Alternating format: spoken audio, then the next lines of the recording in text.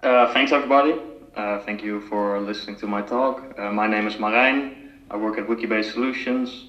I'm going to be co-presenting this talk with Jimmy. I will do the first half of the talk and then Jimmy will do the second half of the talk. And the talk is about making your wiki Parsoid compatible with ArrayFunctions. So let's first talk about the problem that Parsoid will introduce soon. I guess soon. Hopefully in the coming few years.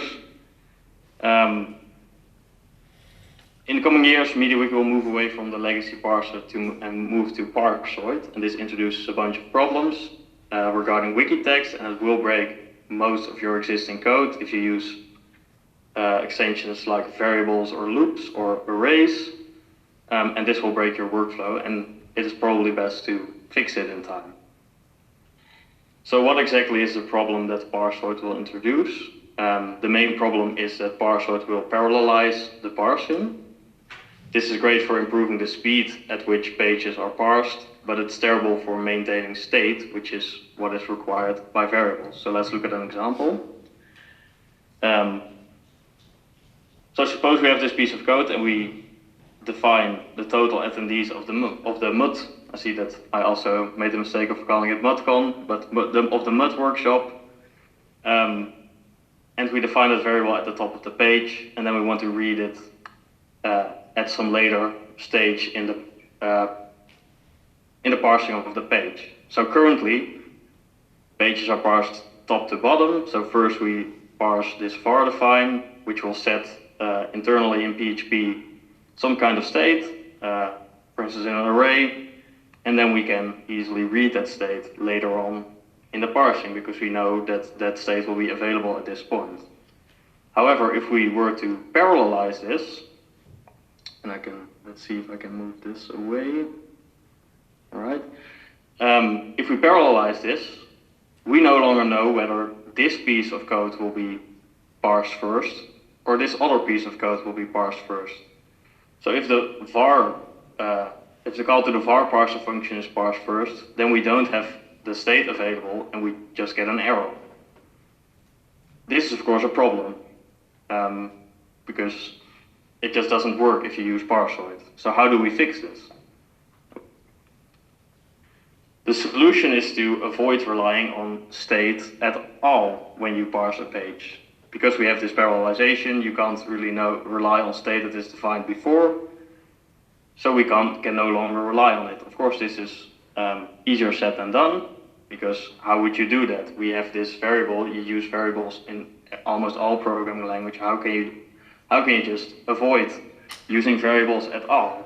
So there are basically two solutions, or the solution consists of two parts.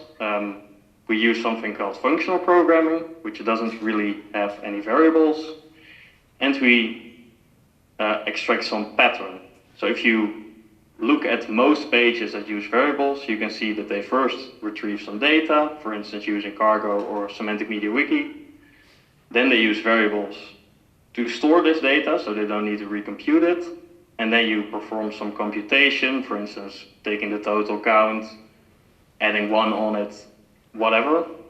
This is done using many parser functions, for instance variables, but also loops, scribuntu, arrays, parser functions, like the parser functions extension. And then you display this data to the user. This pattern is so common that we created an extension that's called ArrayFunctions that tries to make using this pattern a lot easier and also does it in a way that is compatible with Parsoid. So the pattern with ArrayFunctions is the same. You retrieve your data using Semantic MediaWiki, Cargo, you take some parameters, then you perform your computations using Scribuntu, using Lua, and then you display the resulting data using ArrayFunctions. But how does this actually work? I will give a brief overview of how it would work, and Jimmy will go more in depth and give a more concrete example of how this is going to work. But essentially what ArrayFunctions does, it provides a toolbox of a bunch of functions that work on structured data, and in this case the structured data is arrays, or I call them arrays, but it's lists and objects. So objects are key value pairs and lists are just an ordered sequence of values. And importantly, these functions are compatible with Parsoid. How are these functions compatible with Parsoid as opposed to, for instance, parser functions used by variables? The parser functions that are defined by array functions are functional in the way that they are pure. They take some input, an array, for example, then do some computation internally in PHP, and then they return a new value. So how it would work, for instance, for the arrays extension, is that you first define an array using a name, and then later on the page you use that name again. That doesn't work because at the place you use it, that name might not have been defined yet because the place you defined it hasn't been parsed yet. So ArrayFunctions solves this by not using any names. They simply return some values, take some values and return some values. This not only has the benefit of being compatible with Parsoid, but it also makes using these parser functions extremely powerful. For example, we can create a list. That list is then returned by the parser function instead of, for instance, a name, as done by the arrays extension. ArrayFunctions just returns an abstract data representation of the list, which can be passed around to templates. And then you can use that array in a template, just as you would on the page itself. Moreover, these functions are very complete. ArrayFunctions defines over, I think it's now 32 parser functions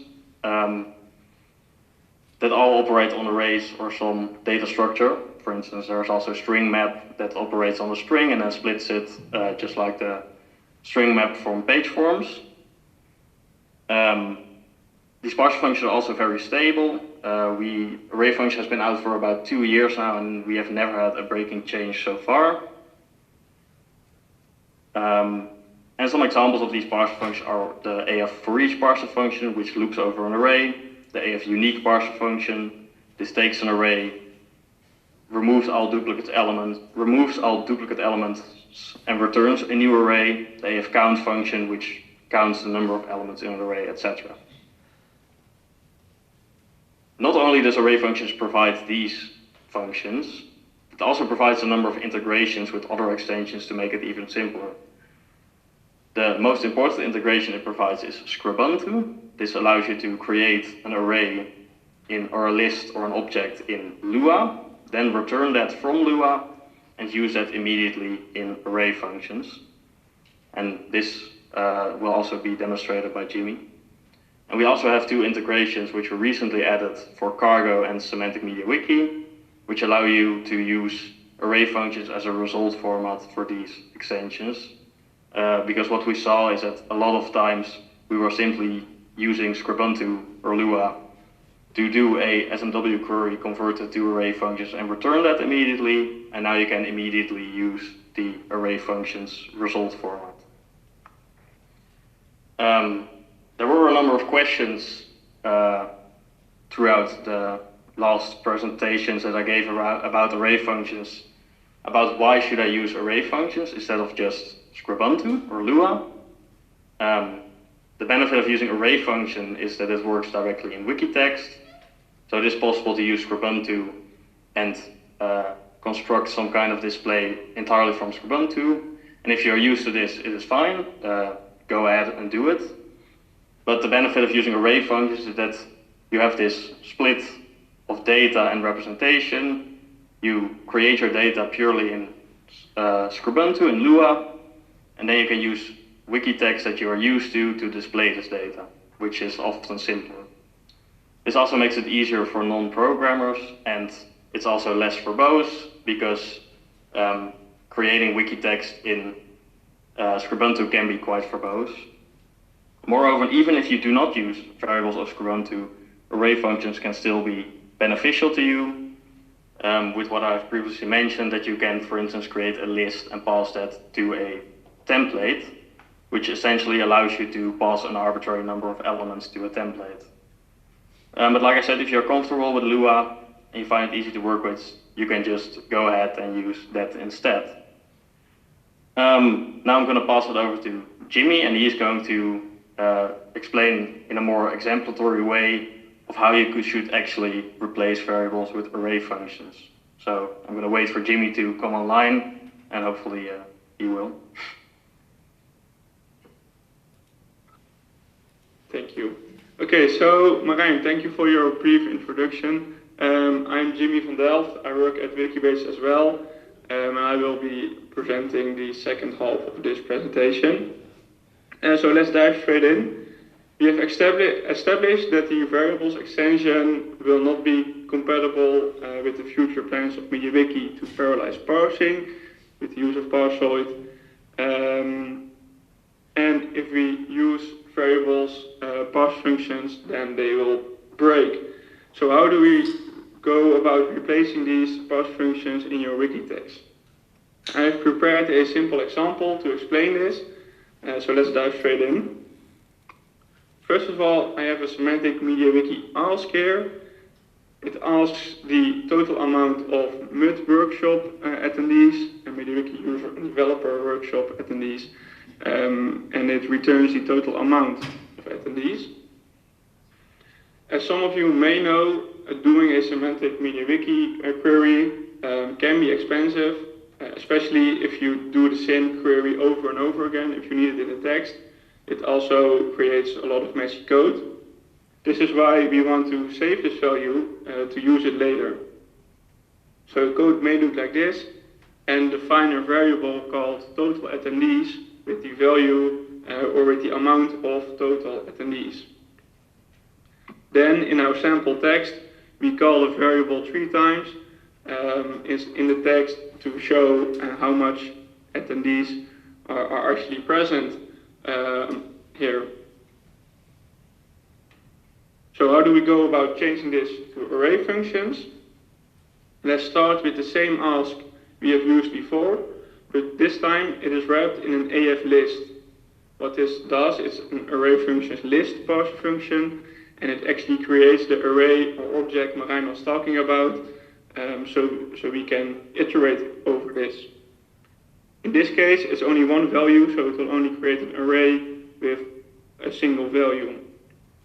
If you're handy with Lua or Ubuntu, then you can also use that instead. If you create a module, in this case mudw data, you can return a array or table with the necessary data, and then you can continue to the next steps. If you use Lua or if you use the ask we have used here, it doesn't make a lot of difference for the next steps. So whatever you're comfortable with, you can work with that. Next, we are using the AF for each parser function, and I think the name kind of gives it away, but it actually loops over each entry in the table, over each key value pair, and in this case we call the key and we call the value result.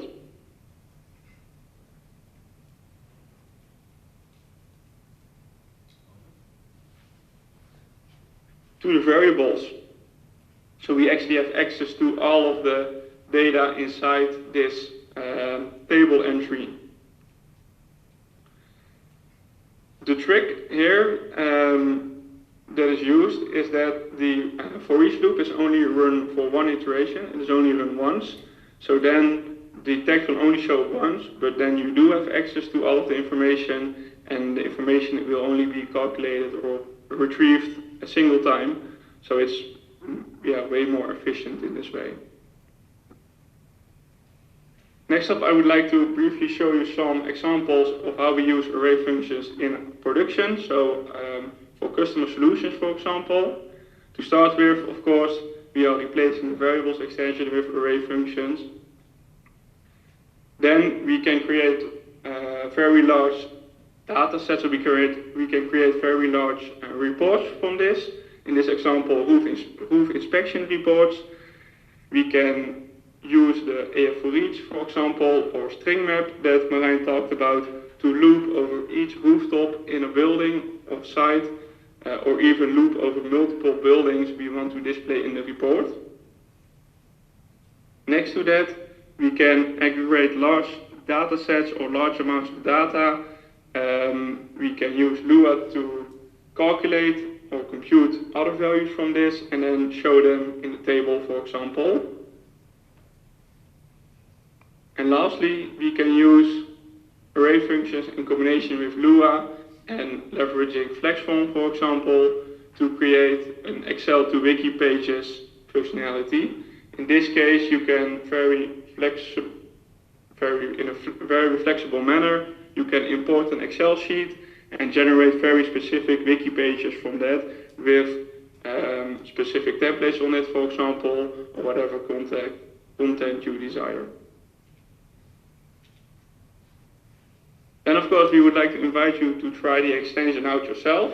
I can briefly show the extension page of ArrayFunctions, which is actually very extensive. I'm a huge fan of it because it explains every function we have. It provides examples, so it's just very complete and it gets you started also if you don't know anything about array functions or these kind of computations at all. Thank you for listening.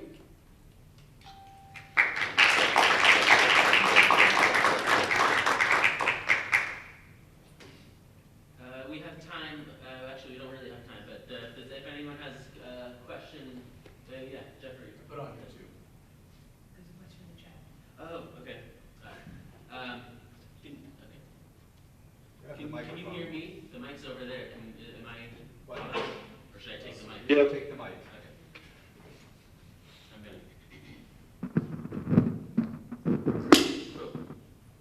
Oh, you put your question on YouTube. Okay. We have a question here. Thanks for using the term pure function. I do appreciate the clarity. Are all the functions in array functions pure functions and thus everything is stateless? Jerome, a little more distance from the mic. Oh, okay. Could you hear that, or is it too echoey? Hold the mic away from your mouth. Away. Yeah, there we go. Should I repeat it? No, just in the future. Got it. It's Okay. very grainy if you're right up on it. All right. So did you hear the question? Okay, should I answer the question? Yes. Okay, yeah. So because you can basically embed arbitrary wiki text in an array function, it's not pure. You can just define a variable inside an array function. I mean, the for each, for example, allows for arbitrary data in an array function, and you can just put a var define in there. But other than that, they are pure in the sense that they do not modify any state themselves directly in PHP. Okay. Thank you. Wait, when does this? Sorry, when does this talk end? Is it? Was this 15 minutes or 30 minutes? We should ask the program It's chair. at 3 minutes. 10 o'clock. Oh, okay. Well, we still have time then. Does anybody else have questions? Yeah. I have a question actually. You may have covered this, and I was not totally understanding. But how? Well, I mean, you explained how it works, but I still didn't fully understand how it works. Like with the if it has to display a result before it knows it. How does that? How does it do it? You mean you mean with variables or with array functions? With array functions. With variables, obviously, it can't do it. Right. Okay. Can you go to the slide with the example, Jim? So this is great. What the wiki parser will do is it will first parse this invoke because it's a parameter of another parser function. It has to parse it first because otherwise, what else would they give to the AF for each? So it parses this invocation. This returns a representation of an array, which is then used by AF for each to basically render this wiki text. And inside of this wiki text, you can just use these variables that are already parsed, because we know that invoke was parsed before. Does that make sense? How do you know, I guess this is a parsoid issue, how do you know that invoke how do you know that AF for each and invoke are called before anything else on the page? You don't know this. This AF for each may be called at an arbitrary point of the parsing, but what you do know is that this entire AF for each block, it is parsed in one go. So you know that each parameter is parsed, the invoke is parsed, then the AF for each is parsed, and then the AF for each uses the last parameter, so the piece of text. It parses that manually, and then returns that as a result of the parser function. Okay, now I get it. I missed the little curly bracket to the end. Everything here is within this AF for each tag. Okay, okay, okay. Was that obvious to everyone else? Sorry. It was not obvious. So Okay. Okay, cool. At least one other person did not. Oh yeah, sure. Otherwise, I'm going to yell a question. Telephone game. Just make sure when the answer comes, we get the microphone close to. I'm going to hand it back to him and run away. So yeah, I'm wondering, like this kind of looks like some programming languages have like a with block, where you can like specify variables at the top and then use them just within that with block, and then they're not accessible below. So I think that's kind of the gist here. You're doing a little bit more where you're looping over things too, but I guess what I'm wondering is, does Parsoid, you obviously, I don't know if you can see what I'm pointing at, but does Parsoid then guarantee everything in that function to be done all at once, or will it then further try to like break up that text and do the text in parallel? Like, is this whole function guaranteed to be done by one process, or will it be further parallelized? As far as I understand, this will just be done in one process, because there's really no way to parallelize this. The parameters have to be parsed first, because otherwise it just would never work. And then the entire AF for each would be parsed in a single process. I think if you use, for instance, templates inside of this block, those might be parsed out of order, but that shouldn't matter for what we are doing here. Thank you. Is this extension already available? Yeah. With this functionality? Downloaded already using Composer or just using the extension descriptor. Great. It should work for all wikis 135 and above. Sorry. Very good. Well, great. The next person, Charlie, I don't know if he's online yet. We're running early, which is great. I don't know how that happened, because. Oh, he's here. Well, okay. Well, I guess we'll. Is that the end of that talk? Yes, we are just about to end this talk. Thank you, Marijn and Jimmy.